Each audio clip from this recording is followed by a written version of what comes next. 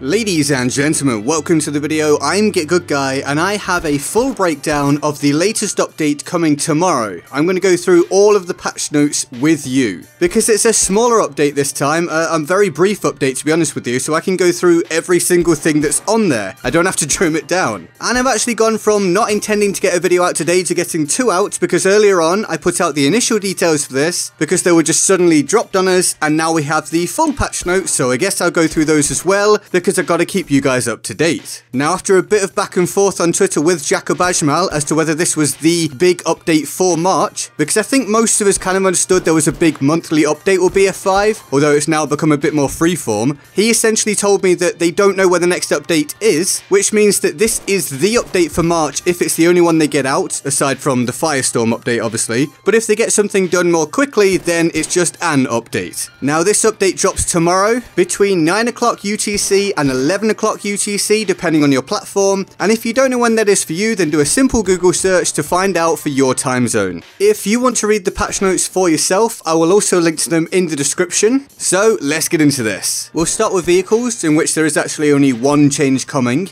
They've fixed the inconsistency between the length of the visual effect of the Churchill Crocodile Tank's flamethrower when viewing it in third person versus first person, so basically those now just line up regardless of who is looking at the effect. Then we have weapons, gadgets and specializations. So they've fixed the M1907 SF's recoil buffer specialization, which was previously not working. That is amazing news for me, because I actually already kind of enjoyed the weapon and was thinking about making a video on it soon, so if it's going to be even better, that's going to be absolutely awesome, so that's great news in my opinion. Then there's the ZK383 and the Stealth Ladder 1916 no longer have the wrong zoom level with some sights when using the fast ADS movement specialization, so that's a fix of something that was broken, so again, that's good. Now we come to one of the main points of the patch. They've tweaked shotgun balance, as they found that shotguns were underperforming compared to close range SMGs. I mean, I think a lot of people were aware that shotguns just felt kind of underpowered in this game, essentially because of the map design, although I guess to be more specific for this point, it did kind of feel like there wasn't much point using a shotgun sometimes when compared with an SMG. So basically there are changes to the damage drop-off and pellet damage, which means shotguns will perform more consistently in close quarters and give them a slightly longer optimal range. So they've increased damage drop-off start distance for buckshot and slug ammo by 1 meter, so you basically get 1 meter more before the damage starts to drop off. The 12G automatic and the M1897 have increased buckshot maximum pellet damage from 5 to 7.2, so you actually need less pellets to kill sometimes, which again makes them better,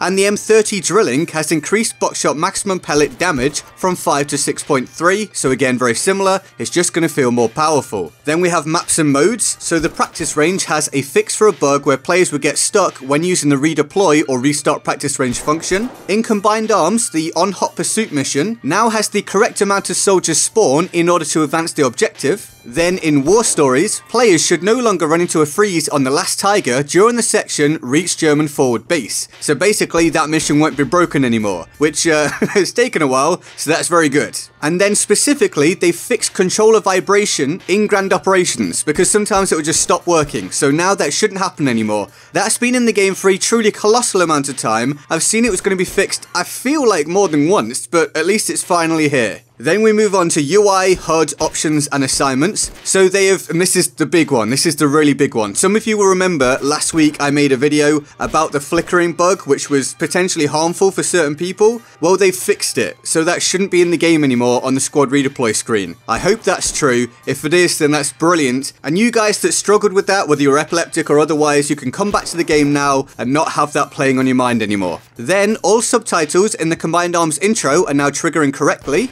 Leveling from level 49 to level 50 now properly shows the correct level on the end of round screen. There are further fixes for the end of round company coin counter. This is going on forever, but at least they're still working on it. This should hopefully show the correct value for all players. If they ever get that nailed, I'll be very happy. This is just an ongoing thing with company coins, but at least we're getting there. Then we move on to stability, just a very quick one. multiple crash fixes and stability improvements. We then have PC specific improvements. They've fixed the crash that could happen when players change the resolution multiple times in a row while DLSS is enabled. Also, DLSS has been disabled when using DX11 due to stability issues. And then we have something for Xbox and PlayStation, where they've fixed an issue where shotguns dealt less damage than intended. Also, specifically for PlayStation, if the player happens to remove the network cable from the console during the map loading screen, they will once again be able to connect to EA Online without having to restart the game. And I said that as if there was more to come, but in fact no, that's